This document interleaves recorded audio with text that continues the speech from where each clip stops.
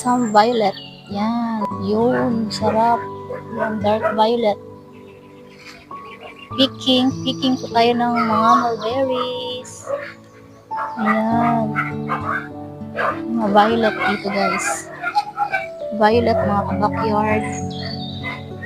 Yan. Meron ding maliliit. Meron ding mga malalaki. Yan.